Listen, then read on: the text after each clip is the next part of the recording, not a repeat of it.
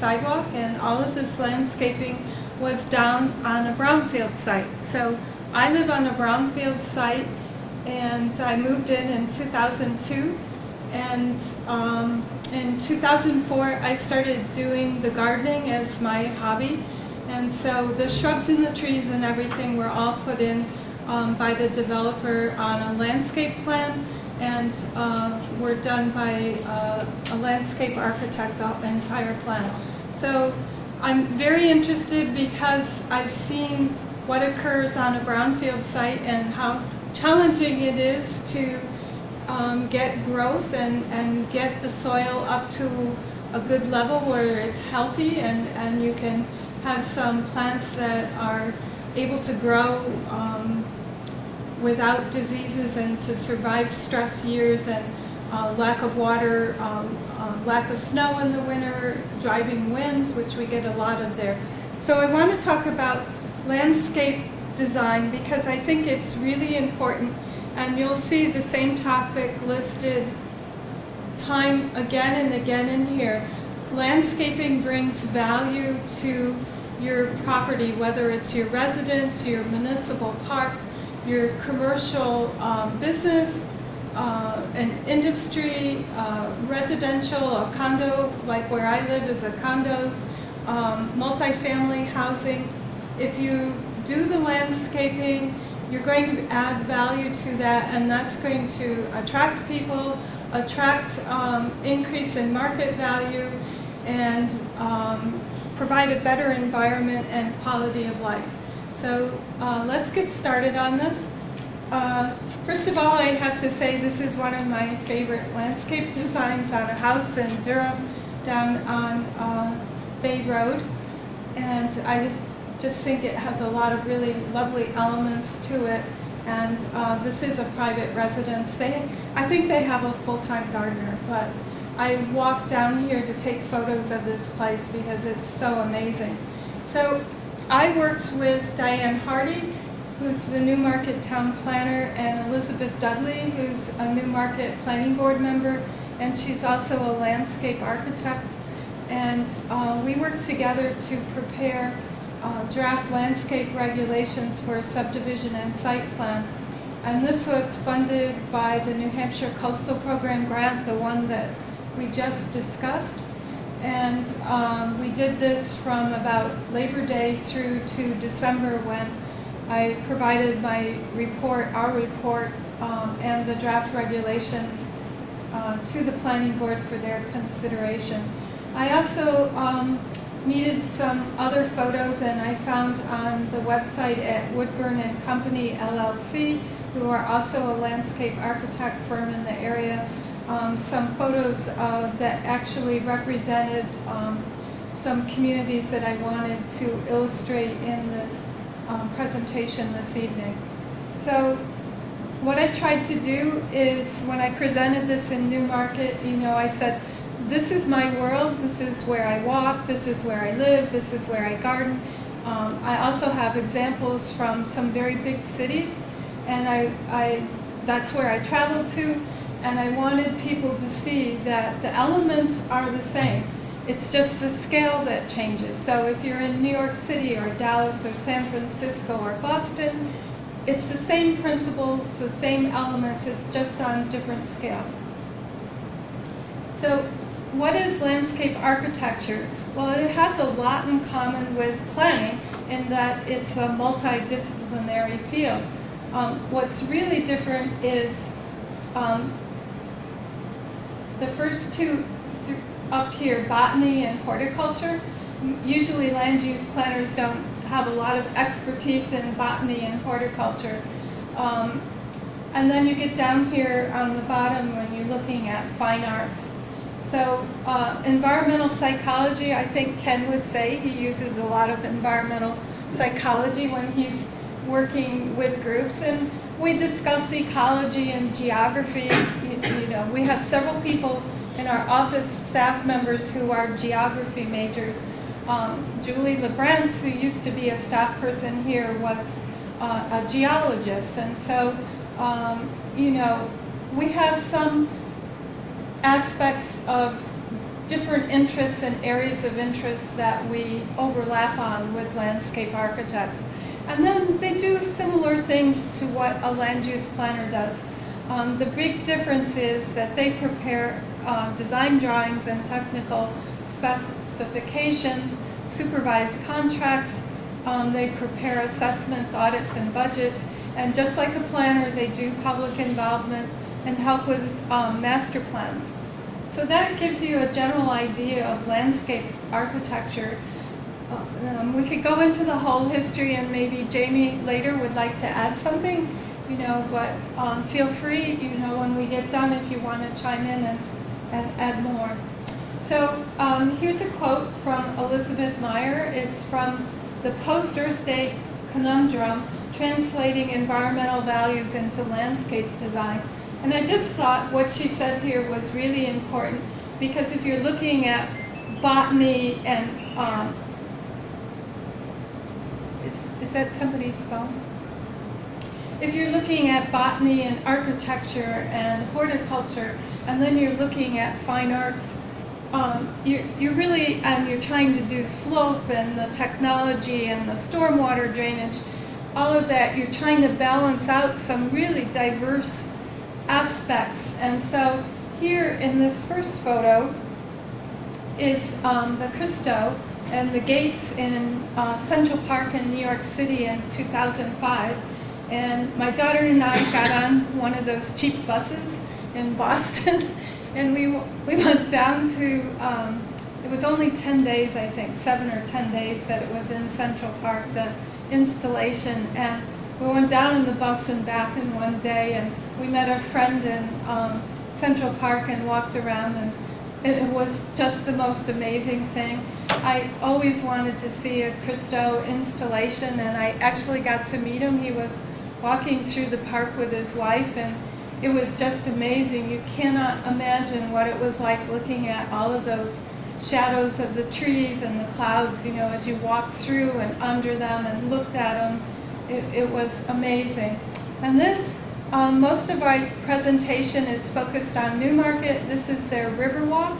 This was funded by the New Hampshire Coastal Program, and it was a construction project. There were 2 phases, and this is the second phase of it. And they put in the fencing, and there's a gate here where there's going to be access down to a dock for canoes and kayaks. And so this plan was done by Woodburn. So here, this gives you the idea of the goal of the design of landscape is creating places that allow one to dwell in the world. And so, just looking here day to day in Newmarket, there's always, it doesn't matter what time of year it is, there's somebody down here walking their dogs or feeding the ducks, but there's people there enjoying their lives and meeting people, socializing, having a good time. So that's very, very important. So landscaping is part of the land use planning process. I took as an example the master plan goals in Durham. Right now, Durham is renewing, updating their master plan, their entire master plan. So this is from their 2000 master plan. And it sounds like everybody else in New Hampshire: protect and enhance the small town and open rural character. Preserve, enhance, I know you're nodding your heads, you've heard these words. Preserve, enhance, establish landscape corridors. This one's a little different. I mean, they're actually saying here that they want to enhance and establish landscape corridors to and through town. And then what's illustrated here is enhance the appearance of Durham downtown, which they started to do back in 98, 99, I think. And so when you look at this picture and you think, well, what is the landscaping? Well, it's the sidewalk and the different treatment here, which I think is a brick or a paver. It's the type and style of lighting. The trees that they've got in here, the street trees, some of the containers are planters. This is a really good coffee shop. My daughter used to work for Breaking New Grounds up in Maine, and they're a great family and a wonderful place to work, so I highly recommend it. Okay, so landscaping is also, again, part of the other side of the land use planning process. So it's part of the zoning ordinance. You can have a landscaping zoning ordinance, or more commonly, you can have subdivision and site plan regulations that assist with the development of commercial, industrial, multifamily, and then single family. So again, I used an illustration here from Woodburn. This is the Mill Plaza. So on the first page you saw the master plan and what the goals look like, and then on this page you see what a planning study would look like, or you could consider this as a site plan for a project going forward. So we have it in all aspects of land use planning. So here we go again. It's just going to reiterate over and over, because this is what the one clear point that I want you to understand is landscaping adds value to your property. So it's a cost-effective tool for improving and sustaining the quality of life in your community and your neighborhood or on your development. So this again is phase one of New Market. This again was funded with New Hampshire Coastal Program funds. And this was the first phase they did, and you'll see multiple pictures of this. And here you can see they have signage, they have sidewalks, they have benches, they have lighting, there's some sculpture back in here, there's different plantings and trees, there's a stone wall you'll see, there's receptacle for garbage, but all of this is part of the site plan. So do you mind if I ask a question? Yes. So that's part of the New Market River Block, correct? Yes, it is. Now, has New Market been able to quantify the benefit? And obviously, there's obvious benefits, quality of life and the aesthetics, but economically, have they been able to show value? Like more people come into downtown to go to the restaurants. Well, it would be hard to single out just the coastal, the coastal grant and the Riverwalk, because New Market's had a massive amount of Main Street redevelopment and everything that's gone along with that. But I think, as you see, I've taken different aspects of downtown New Market because I live in the actual downtown. And so you'll see the different aspects of it and how that all starts to contribute to what's going on there. I have some data about how it does contribute to value, though, later on. I want to save that. Sure. So here's the environmental contributions. And this is the Lamprey River. This is a private marina down behind one of the mill buildings that was redeveloped in the probably 70s, 80s. And this side over here is Heron Point, and that's 37 acres that was donated to the town. It was going to be, a site plan came in for development as condos in the 80s, and a very generous resident of New Market donated that property to the town, so it's permanently protected. And this is a very, very nice, lovely little park in Boston in the Finance District on the way over to South Station, and it's got some fountains in the middle here, and it has these really nice trees around it. And it doesn't matter what time of year it is. I usually take the bus down and then walk back or to and fro wherever I'm going, and I go through this area, and it's always lovely year-round. It doesn't matter what time of year it is. It's a beautiful little park. So what are the environmental contributions? The first one is it protects water quality.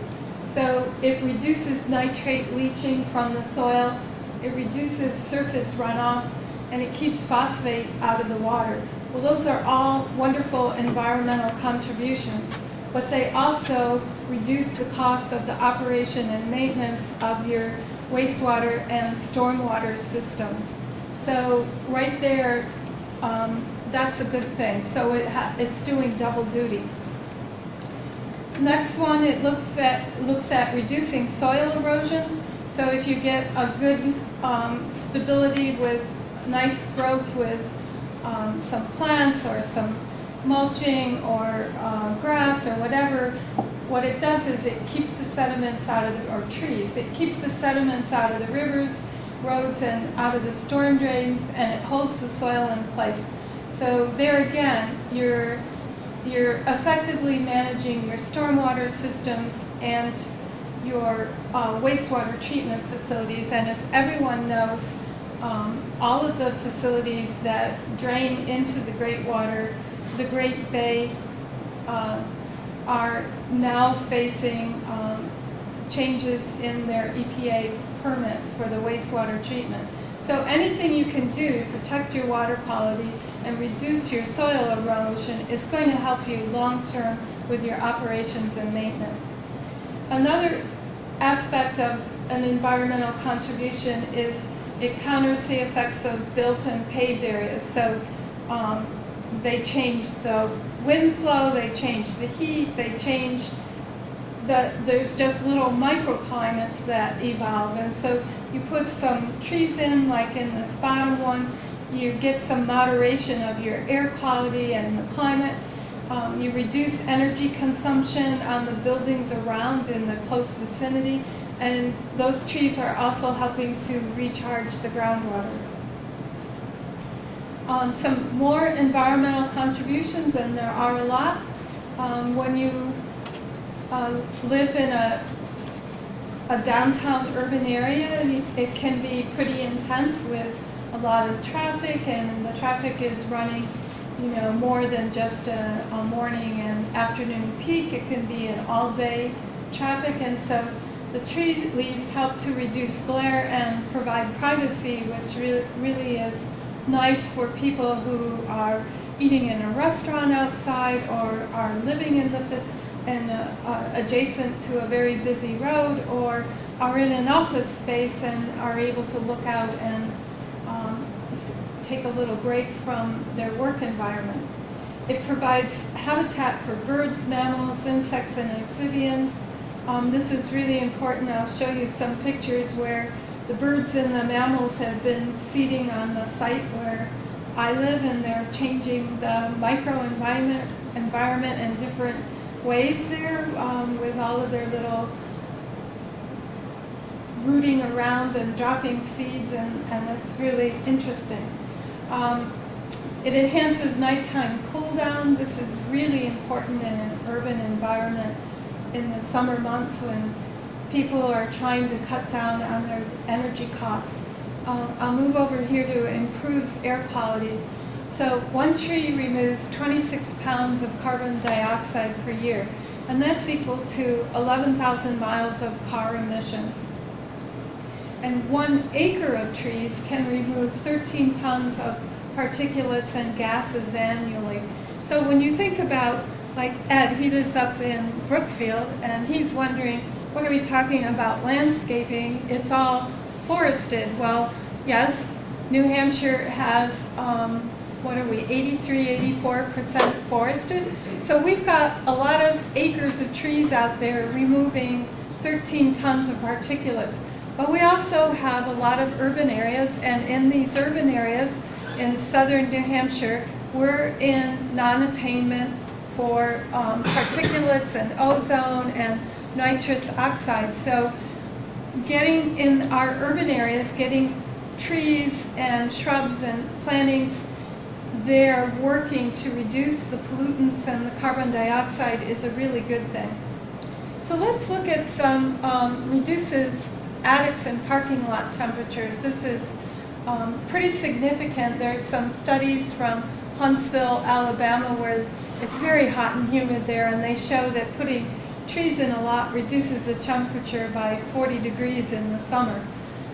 I mean, because you're looking at 100+ degrees in these parking lots in the summer. So these are two new areas down here on the bottom. I saved these two for last. So green walls, I think in Portsmouth there's a green wall, right? Down in downtown Portsmouth? So they're starting to do this process now.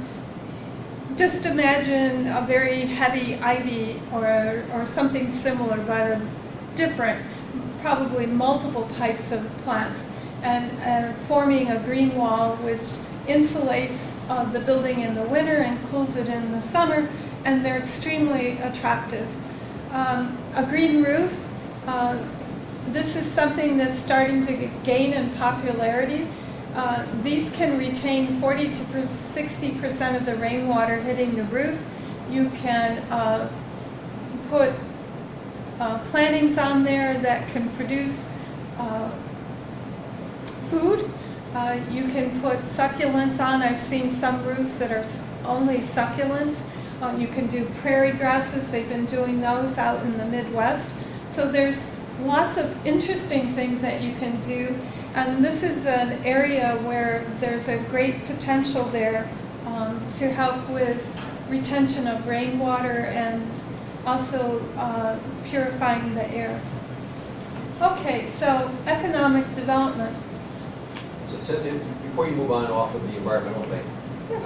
it's interesting. I've taken several flights fairly low down over the Midwest, and land is worth a lot of money there because it produces crops.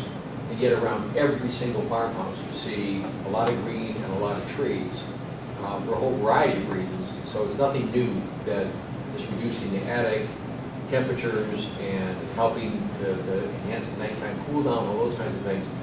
People have been living for hundreds of years out in those areas, and they clear every single tree out of every single place they can in order to produce crops and get revenue, but to keep around their houses because of the benefits. So it doesn't take much for us to look at places where just common sense says these things have some significant environmental impacts.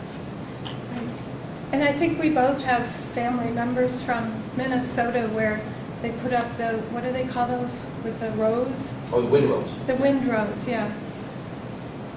Okay, so economic development. So what does landscaping do for economic development? Well, here is the New Market downtown, and so the question is, what is the contribution of landscaping in comparison? How much did it add in comparison to everything else that they added? They added millions of dollars in undergrounding utilities and redoing their water and their sewer pipes and then designing their Main Street, to make it more friendly.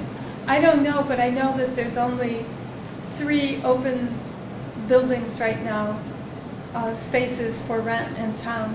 And the mills that I'm going to show you later, we just went on a tour today of the New Market Mills development, and the first mills on the Main Street were rented out in less than 4 weeks, and they have a waiting list for the second set of rentals. And a lot of it had to do with people being attracted to the environment that's there. This is all residential? Yes, the residential part, there's also commercial space. And then landscaping contributes to the factor, in fact, it's a factor in deciding where you're going to live, and it increases tourism. So we live in an area where people come here to go on vacation or to take a weekend trip, and we forget that. So people come over here. This was done by Woodburn Landscape Architects, and to follow along with the theme from Durham. This, of course, is at UNH with the Wildcat, and they did these gardens that are just behind it. And so I don't know how many times I've stopped at the light and seen people rubbing the foot. I mean, that seems to be the good luck thing that everyone does. And and I see the parents dropping their kids off and the alums coming back, and it's a draw. And people go to UNH, and then, like Kyle, they decide to live here. you know, so how it looks and how you feel about the area is a factor in deciding where you're going to live. So what else does it do? It increases the appeal of the community to buyers. So when you have parks and street trees, they add to the perceived value of the municipality's services.